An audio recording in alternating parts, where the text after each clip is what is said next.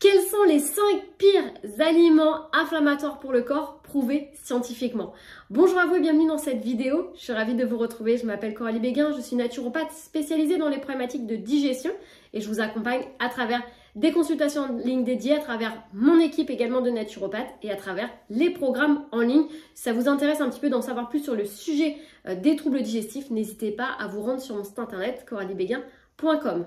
Aujourd'hui, on se retrouve dans cette vidéo pour parler des pires aliments inflammatoires qui créent de l'inflammation au niveau du corps et qui sont prouvés scientifiquement. Juste avant que j'explique la partie alimentaire, déjà, c'est quoi une inflammation? Donc l'inflammation, en fait, c'est une réponse de la part de notre système immunitaire, de la part du corps, face à une agression, à une blessure ou une infection, ou même la présence de toxines. À la base, le système inflammatoire du corps, c'est un mécanisme de protection pour éliminer et réparer les tissus endommagés. Alors, comment ça se passe le déclenchement de l'inflammation au niveau du corps? Par exemple, vous allez vous couper ou quand il y a une bactérie qui va rentrer au niveau du corps, qui va être détectée par le système immunitaire, notamment les macrophages, elles vont libérer ce qu'on appelle des cytokines. Les cytokines, si vous voulez, c'est comme des messagers, c'est un peu des textos qui sont envoyés au travers du corps par le système immunitaire pour informer d'autres cellules qu'il y a une problématique, qu'il va y avoir, donc il y a un agresseur, un envahisseur, et donc on a besoin de d'autres cellules pour agir à ce niveau-là. On va retrouver 4 types de cytokines, et ça, j'attire votre attention sur ça, c'est pas pour vous barber avec des termes qui sont compliqués, c'est pour vous expliquer après le lien avec les aliments pro-inflammatoires pour le corps. Donc ces 4 types de cytokines, on va retrouver les interleukines, les TNF-alpha, les interférons et les chimiokines. Donc ces cytokines, en fait, si vous voulez, elles vont donner l'indication du contrôle de l'inflammation. Elles vont déterminer la durée de l'inflammation et son degré d'intensité. Et donc, on va retrouver 2 types de catégories de cytokines, les cytokines pro-inflammatoires et les cytokines anti-inflammatoires. Les deux sont extrêmement importantes au niveau du corps, vous allez comprendre pourquoi. Les cytokines pro-inflammatoires, elles vont activer la réponse du système immunitaire en donnant l'indication aux autres cellules de se rendre rapidement sur le site de l'infection ou de l'envahisseur pour combattre. Et donc, elles vont générer tout un tas de symptômes que vous connaissez très bien, des rougeurs, donc avec l'augmentation du flux sanguin, par exemple quand vous vous coupez. On peut avoir aussi la chaleur, du gonflement et des douleurs qui vont indiquer qu'il y a une pression sur les terminaisons nerveuses. Dans cette réponse immunitaire, on va surtout retrouver les interleukines de type 6.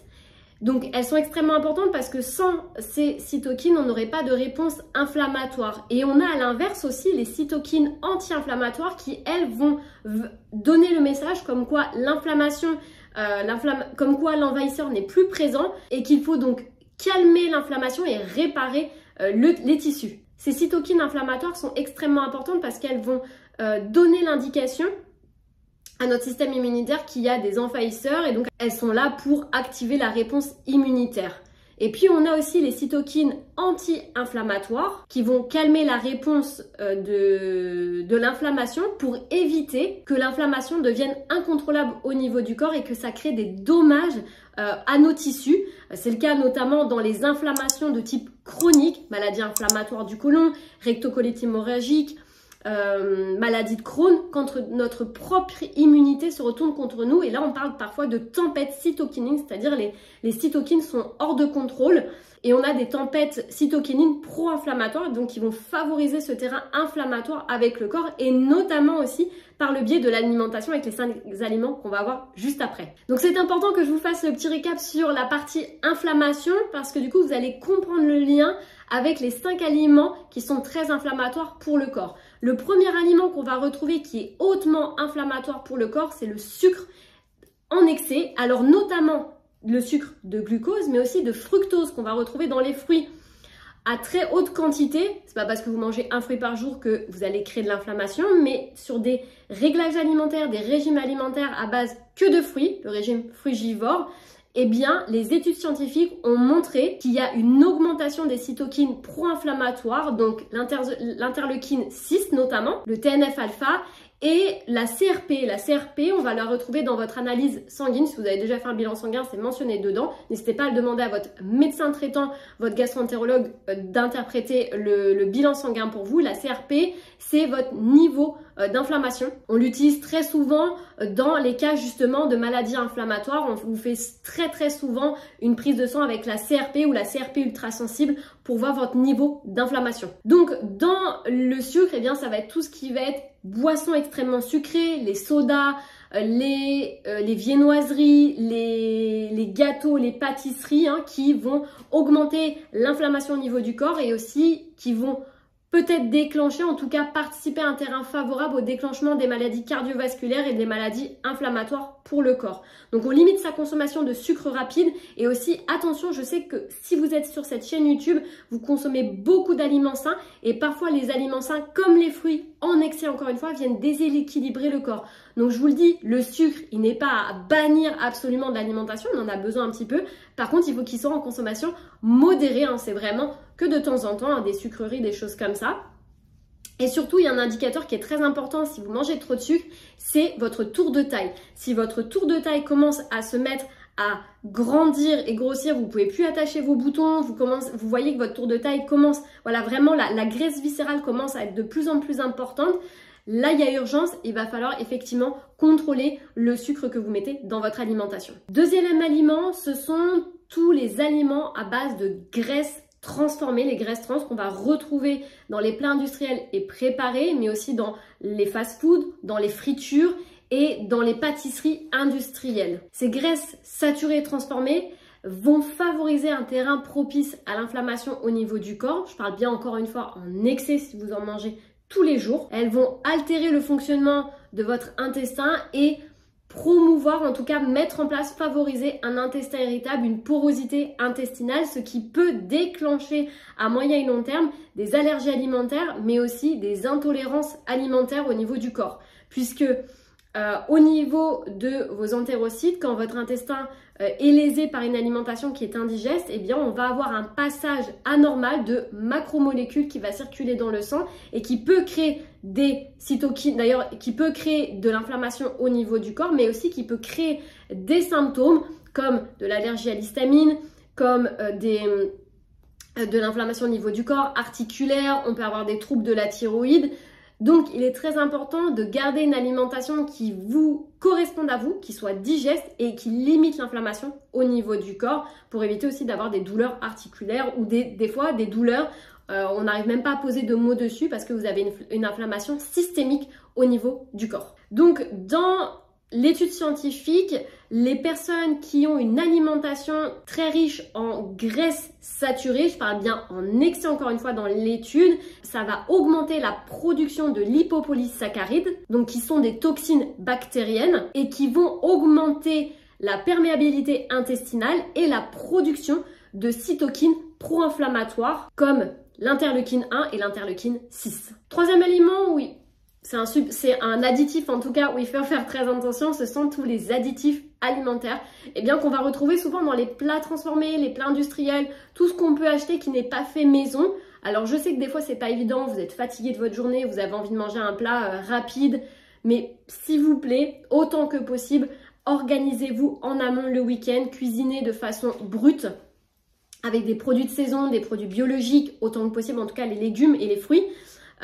Favoriser des produits qui soient de bonne qualité, même si c'est pas bio, forcément avec le label bio qui coûte cher pour certains agriculteurs, et bien favoriser un commerce de proximité où vous connaissez votre producteur plutôt que d'acheter dans des centrales. Voilà. Après on fait comme on peut, mais au moins favoriser des aliments qui soient le plus sains et le plus brut possible. Puisque tout ce qu'on va retrouver dans les additifs alimentaires comme les émulsiants, les colorants, les conservateurs, qu'on peut retrouver quasiment partout dans les produits qui ne sont pas frais, comme on va retrouver notamment le polysorbate 80, qui eux, ils vont modifier, perturber l'écosystème intestinal, encore une fois. Ils vont, si vous voulez, réduire les bactéries qui sont favorables pour le microbiote et augmenter les bactéries pathogènes qui vont à la longue conduire à une porosité intestinale. Et En plus de ça, les émulsions qu'on retrouve dans l'alimentation favorisent et activent les cytokines pro-inflammatoires, donc les interleukines 6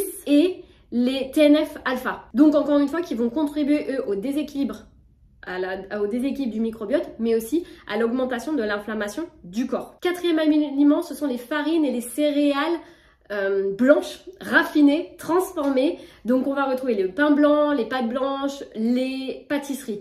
Alors, à part les pâtisseries, je mets un bémol sur cette catégorie-là. Pain blanc, pâtes blanches, puisque vous me connaissez depuis un certain temps, si vous êtes sur cette chaîne YouTube, vous savez que mon discours est assez modéré sur certains points. Pourquoi? Parce que c'est toujours la quantité qui fait le poison au niveau du corps. Donc dans les études scientifiques, ce sont des personnes qui mangent à outrance ce type de produit. Le pain blanc en soi, si vous en mangez une tranche dans un repas du midi ou du soir, c'est pas ce qui va poser problème. Par contre, si vous prenez la baguette entière pendant votre repas du midi du soir et que vous ne mangez rien à côté et vous prenez de la charcuterie avec un verre d'alcool, oui, on est complètement sur un repas qui est indigeste. Par contre, encore une fois, je vous le dis, c'est la quantité qui fait le poison pour le corps. Mais dans l'étude scientifique, il montre que les personnes qui mangent beaucoup trop d'aliments raffinés augmente la glycémie. On le sait aujourd'hui, tout ce qui est raffiné blanc augmente la glycémie. Il participe donc à l'inflammation au niveau du corps et au déclenchement de certaines pathologies inflammatoires au niveau du corps, comme le diabète de type 2, le diabète de type 3 aujourd'hui, et des maladies, ce qu'on appelle métaboliques. Et en plus de ça, l'excès de féculents blancs, je parle bien de l'excès, va augmenter la CRP et la production de cytokines, interleukine 6 encore une fois. Et puis sans oublier que quand vous consommez trop de produits raffinés, vous participez aussi à la mise en place d'un terrain propice favorable aux maladies cardiovasculaires. Mais encore une fois, c'est un terrain, ça veut dire que pour favoriser un terrain avec ces maladies inflammatoires, eh bien, il faut que vous en mangez des grosses quantités, que vous ne fassiez pas de sport, que vous n'apportiez pas de légumes dans votre alimentation, pas de protéines blanches par exemple, de volaille. Et donc effectivement, quand vous avez une alimentation qui n'est pas équilibrée, que votre tour de taille commence à augmenter au fur et à mesure, ben là il y a entre guillemets urgence, il faut prendre soin de votre assiette et de votre digestion. Alors ça, moi j'en parle énormément dans le e-book qui est gratuit sur les 5 piliers de santé de digestion pour prendre soin de votre assiette, de l'adapter en fonction de vos besoins et de développer aussi les facteurs qui vont vous permettre d'améliorer votre hygiène de vie. Parce que l'alimentation, c'est extrêmement important pour la santé, mais il n'y a pas que ça. Il y a le sommeil, l'activité physique, il y a aussi votre hygiène de pensée, est-ce que vous êtes bien dans votre vie? Et donc tout ça fait que ça fait un écosystème au niveau du corps pour permettre d'avoir une meilleure santé, un meilleur mieux-être. Donc ça, si ça vous intéresse, je vous remets le lien juste ici.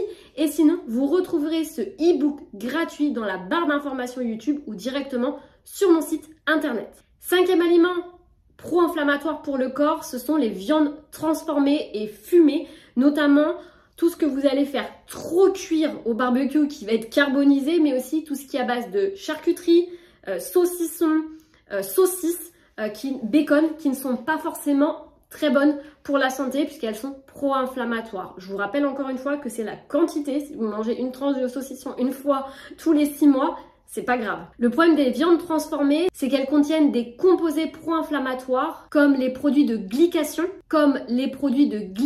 avancée et qui augmentent les niveaux de cytokines pro-inflammatoires, donc interleukine 6, TNF-alpha et la CRP. Donc, encore une fois, il faut que ça soit modéré. C'est pour ça que très souvent, dans les études scientifiques, quand vous mangez trop de bacon, de charcuterie, surtout en France, on est quand même champion pour la charcuterie. On a quand même beaucoup de produits quand on va dans les grandes surfaces à base de charcuterie, quand vous allez au rayon traiteur. Donc ça, encore une fois, c'est surtout la quantité qui va faire le poison. Si vous mangez une fois dans le mois un peu de pâté ou un peu de bacon dans votre burger parce que vous aimez bien, c'est pas grave, je répète encore une fois. Mais par contre, tous les jours, vous mangez une énorme tranche de pâté, le verre de vin, le pain blanc, une grosse quantité, du beurre, vous mangez pas de légumes, pas de fruits, vous grignotez, vous prenez des cafés, forcément, on est sur un terrain propice pro-inflammatoire qui n'est pas bon pour le corps. Je vous rappelle que vraiment votre hygiène de vie doit être au maximum équilibrée et limiter ces plats qui ont tendance à favoriser l'inflammation au niveau du corps. D'ailleurs, dites-moi dans les commentaires si vous consommez régulièrement ce type de produit, si c'est des aliments qui font partie de votre quotidien de manière chronique, ou au contraire si vous les avez bannis de votre alimentation, parce que toutes ces choses-là, on va les retrouver dans les plats préparés, dans tout ce qui va être fast-food, etc. Et donc forcément, quand on commence à prendre soin de soi et de son alimentation, c'est la première chose qu'on retire et qu'on fait plus attention. Attention de ne pas tomber dans le phénomène inverse, c'est-à-dire de faire tellement attention à votre alimentation que vous ne mangez que des aliments sains mais qui vous détraquent le tube digestif. Ça, j'en parle dans toutes mes conférences qui sont gratuites. Si voilà, vous avez des troubles digestifs aujourd'hui, que vous mangez sainement, mais que les troubles se sont accentués avec le fait que vous mangez sainement, ou vous ne savez plus quoi manger pour soulager vos troubles digestifs, n'hésitez pas à vous inscrire gratuitement sur toutes les conférences en ligne qui sont sur mon site internet. Ça va vous apprendre énormément de choses pour soulager vos troubles digestifs de manière naturelle. Donc attention à ça. Et puis le corps, c'est toujours un équilibre, je vous le rappelle. Donc plus vous mangez digeste, et quand je dis digeste, c'est-à-dire avec une alimentation qui ne vous génère pas de symptômes, plus vous mangez aussi de manière individualisée, parce que tous les conseils qu'on peut trouver sur internet ne sont peut-être pas, ne vous correspondent pas à vous par rapport à vos symptômes et vos antécédents. Moi, c'est ce que j'apprends dans mes séminaires et dans les formations en ligne. C'est vraiment une alimentation qui est dédiée à vos problématiques de digestion par rapport à vous. Et donc ça, c'est important parce que très souvent, bien quand on trouve plein de choses sur internet où on nous dit voilà, il faut manger ci, il faut pas manger ça, et puis finalement des fois ça nous rend encore plus malade, on voit que notre conjoint le tolère ou notre conjointe le tolère et nous on le tolère pas, et bien c'est parce que on est unique et cette alimentation doit être individualisée. Et donc ça, j'en parle énormément dans tout ce qui est conférence en ligne, et puis vous allez avoir plein de choses aussi pour vous aider dans votre alimentation digeste sur mon site internet, donc n'hésitez pas à aller le consulter. En tout cas, j'espère que cette vidéo est claire pour vous. Dites-moi en commentaire si vous consommiez ce type d'aliments ou si vous les avez vraiment bannis de votre alimentation. Je serais intéressée de savoir. N'oubliez pas de vous abonner à cette chaîne YouTube et de me mettre un petit like. On se retrouve très vite dans la prochaine vidéo. Surtout, prenez bien soin de vous et à très vite dans la prochaine vidéo.